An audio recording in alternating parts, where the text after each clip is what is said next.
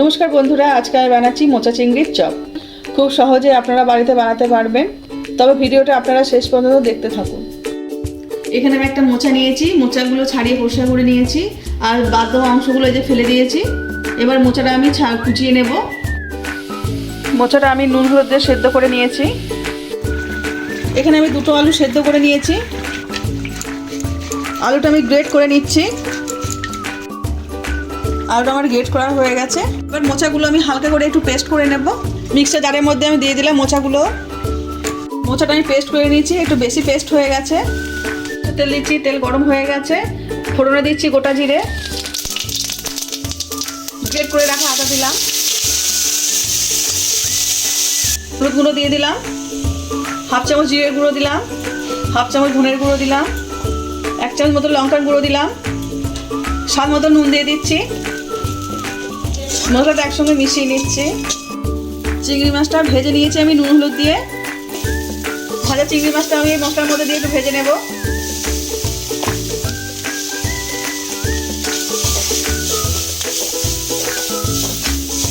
এটা আমার প্রায় কষানো হয়ে গেছে। এবার পেস্ট করে রাখা মোচাটা আমি দিয়ে দিচ্ছি।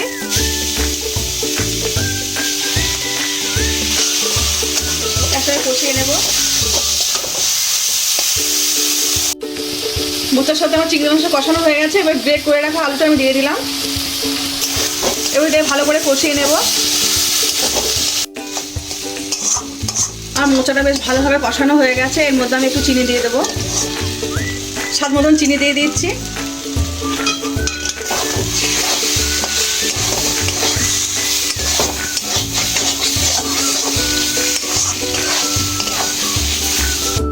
এর মধ্যে একটু অল্প করে ময়দা দিয়ে দিচ্ছি, যেহেতু এটা হালকা হয়ে গেছে পেস্ট করার পরে। আমার এটা মিহি পেস্ট হয়ে গেছে বলে আমি একটু ময়দা দিলাম, যাতে জলটা টেনে নেয়। এত মিহি পেস্ট করবেন না, একটু হালকা পেস্ট করবেন। আমারটা একটু বেশি পেস্ট হয়ে গেছিলো, ওই জন্য আমি ময়দা দিয়েছি। আপনারা চাইলে ময়দা দেবেন না। ওতে মধ্যে আমি অল্প করে কসুরি মেথি দিয়ে দিচ্ছি। রোস্ট করা বাদাম দিয়ে দিলাম এর মধ্যে।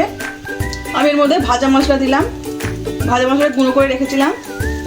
একসঙ্গে সব মিশিয়ে নেব।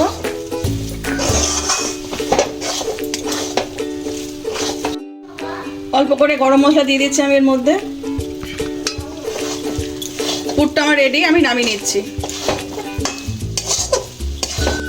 পুরটা আমার ঠান্ডা হয়ে গেছে, হাতে একটু রিফাইন তেল মাখিয়ে নিয়েছি। এবারে আমি এটা একটা করে তৈরি করে নেব। এবার একটা করে আমি চপের আকারে তৈরি করে নেব। এরকমভাবে সব তৈরি করব। সব আমার চপের আকারে তৈরি করা হয়ে গেছে।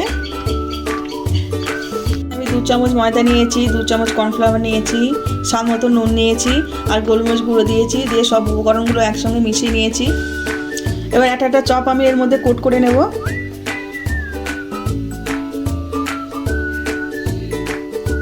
সব আমি এইভাবে তৈরি করে নেব।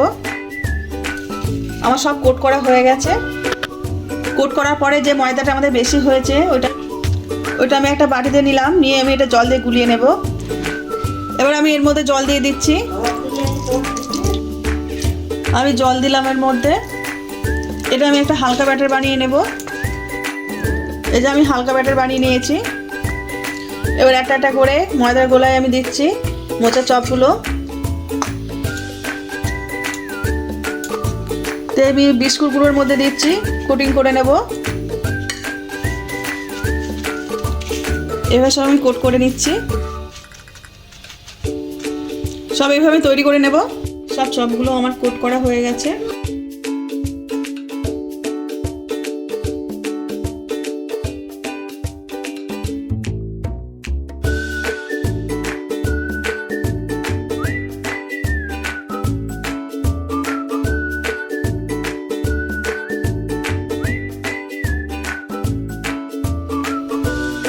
সব চপগুলো আমি এবার ভেজে নেব।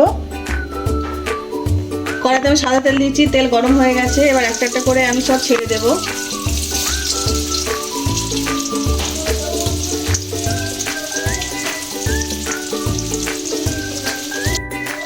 চপগুলো এবার আমি একটা করে পাল্টে নিচ্ছি।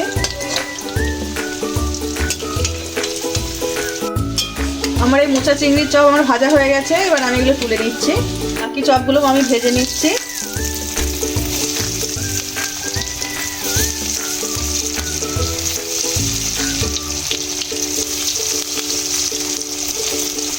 বাকি চপগুলো আমার ভাজা হয়ে গেছে, এগুলো আমি তুলে নিচ্ছি।